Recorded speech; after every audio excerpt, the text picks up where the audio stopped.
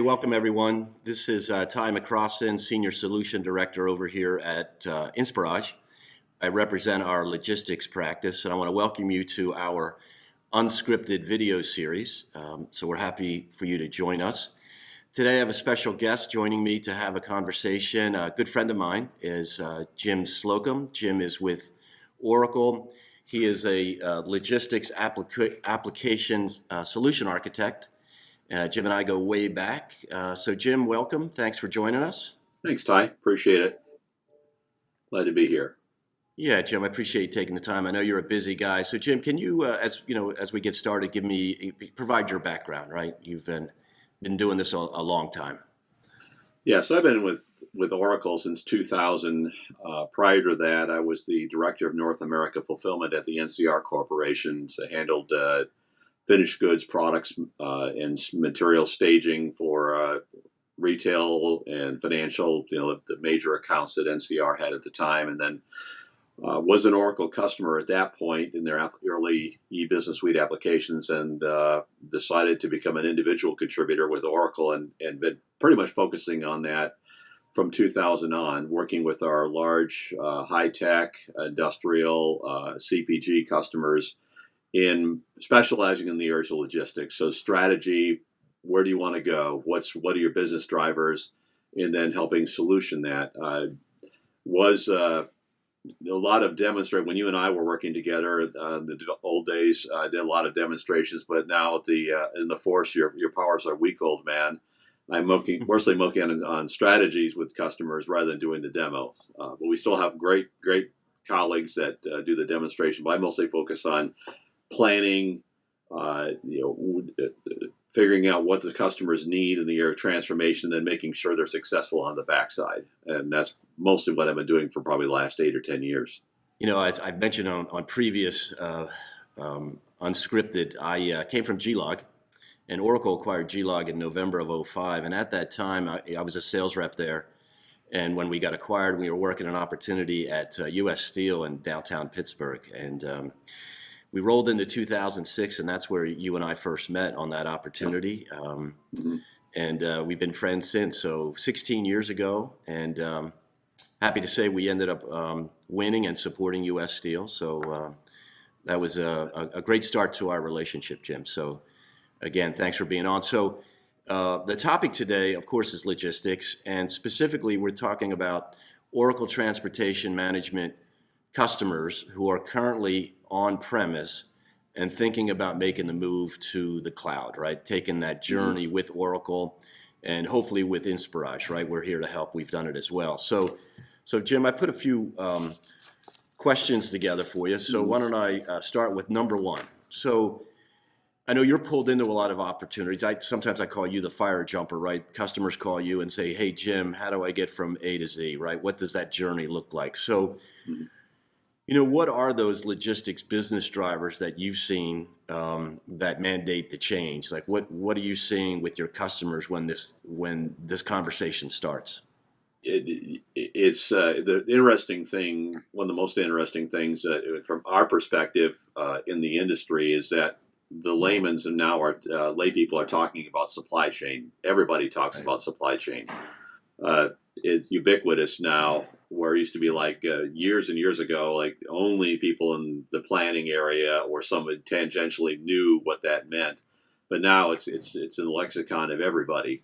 And it's because the ability to get stuff from wherever the manufacturing, whether it's coming in from Asia Pacific or Europe or outbound from the United States to Asia, getting where a container might be $7,000 previously or less. Now it's routinely over $25,000. Wow. So the uncertainty and the expense mandates that they're what was traditionally you would update every 5 years, every 7 years your on-prem application.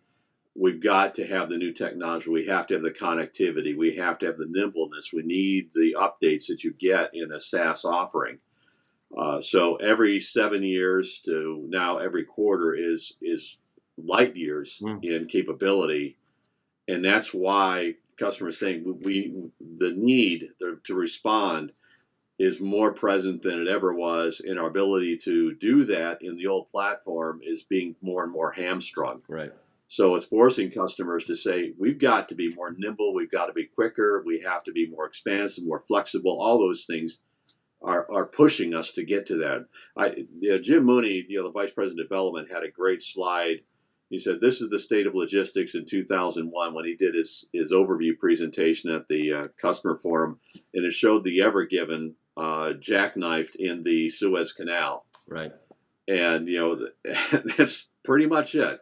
We know our product's out in the harbor somewhere. We can't get people to unload the vessel.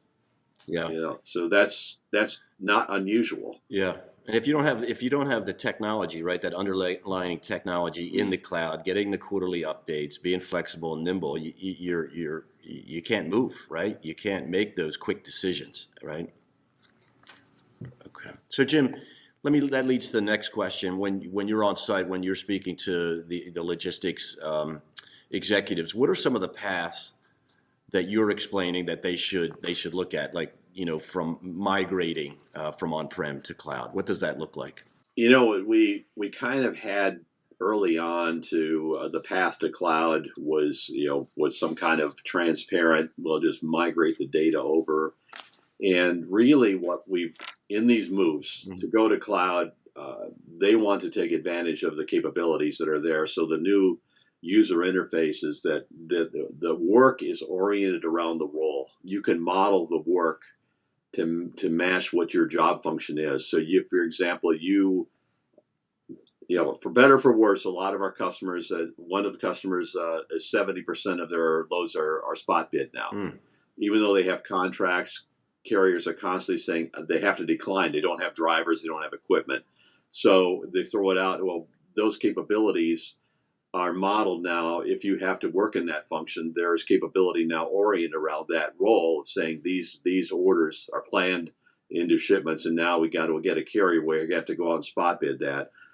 You can have track and trace, you can have spot bid, you can have shipment planning roles, then orientation around that. So what we take a step back and say, how do you want to model the work? What are the things that are driving you? What are the things you're paying attention to?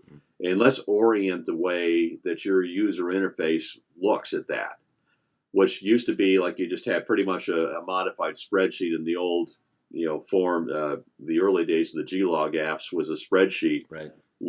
Now it's very much we call the workbench, but that is the way we're going with the applications and presenting work in a multi-pane view that gives you the data you need. Right. Around what is it that's keeping you up at night? Hate that cliche, but what are you driving? What's your emphasis, and present the work in that manner. So we go back and kind of let's take a step back, and if we're going to make this move, let's do it well. Let's not lift and shift. Let's not move it over. Let's redesign and rethink the way the work is being presented.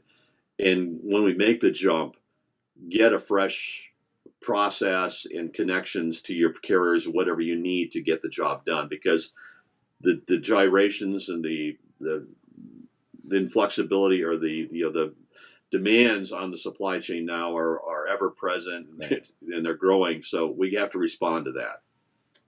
Yeah, that's great. I've been in some of those meetings in the past with you, and you do a great job explaining that to the logistics teams, the projects teams. But what always comes up in those meetings is that, how do I justify this? What's the business case look like if I make this move? So can you talk a little bit about that? Yeah, it used to be kind of when you and I, went solo, and we'll figure it out, the business case, and you had somebody in accounting that would kind of come up with that, and that is not the world now. The value realization, both we used with Inspirage on one of the major customers in their cloud migration, Mondelez, and then others we use our internal business value service. But everyone that I've worked on now has a business value person, because they need there's programs we can offer in the way we ramp it to make it the upfront cost less onerous. But in all cases, it has to have an airtight business case. And so they have to look at what are your real problems, where those cost reductions are going to be that will pay for that migration. And it's not another cliche, but a lick and a promise. That's not what it is now. It has to be well thought through and documented, and real world value that is brought to that, whether it's inventory reduction, Right. Logistics cost, carrier cost reduction. It has to be there, and it has to be defensible. So we bring in resources that are trained in that and have the analogs in a consumer packaged good or industrial manufacturing. What are the costs typically in the industry, and where can we see reductions in there that will take care of that, to offset that? And because they're on the hook for that. The practitioners have to deliver, and so they're going to need that justification to be airtight. So there's much more rigor in this than there ever was in getting these movements done. Besides the business case, I know customers call you every day. You deal with this every day, every week. What other guidance, advice do they ask Oracle when they talk about moving from on-prem to the cloud? Is there, how does Oracle help them? Yeah, I think there's a technology. It's kind of a leap of faith in one way, saying, we're going to own everything from all you have running in your office is a browser or a tablet, and everything else is on us. So that's one big leap of faith. And the other one is you're going to get quarterly updates. And well, my God, you used to have to shut down for 3 weeks to be 3 weeks of testing to be able to on the weekend yeah. And now it's saying no, that's so there's a lot of that. This new world of it's going to be a quarterly update, but you get new capabilities that are going to be important to you. Oh well, we've done things to help. Like you can opt out now in certain capabilities, and then we'll ease you into that. But a lot of that angst of making that transition to all those things, and both the IT and the business have to there's reasons why we're moving this over to this, that we're going to own everything. Giving you the updates. It's also the performance, the security, and they've had, we've had customers that had ransomware attacks, and we provide, as part of our remit to you is we have to defend you against those things. So in some cases it's, hey, I get it. We're good. We're all set. Other ones, it's almost an altar call. Yeah. We have to bring him forward and say, yes, we will make this work for you. You're like a cloud Sherpa. Yeah. You might have to change your name to a cloud Sherpa. So Jim, I'll wrap up with this question. What are some of the successes that you've seen from OTM customers that have moved to the cloud? I know that has happened over the last 5 years. Anything that jumps out at you that you can share? Yeah, I think one of the ones is the Beckman Coulter division of Danaher.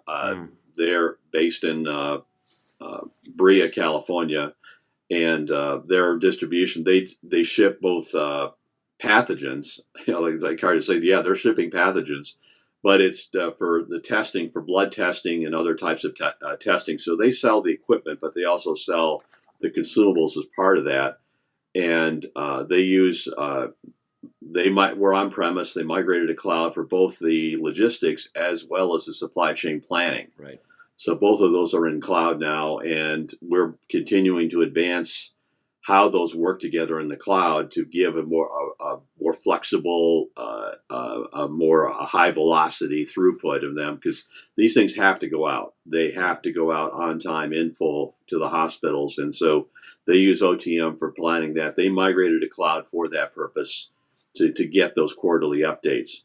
Another one that I like is General Electric Power and GE Renewables. They were a long time, one of the first on-prem customers with the G-Log product that moved to cloud, and for their inbound logistics as well as their outbound to their building a power plant or a wind farm. They were migrated that, and they were pushed also the international trade management and helped us build that capability out as well. So those are two of them.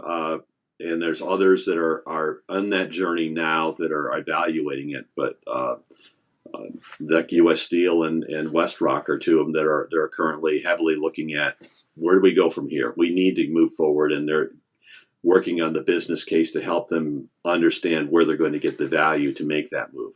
So there's still a few out there to get done. Yeah, there are friends. We'll help them along. So I appreciate you mentioning Beckman, because Inspirage did support that journey. Mm-hmm.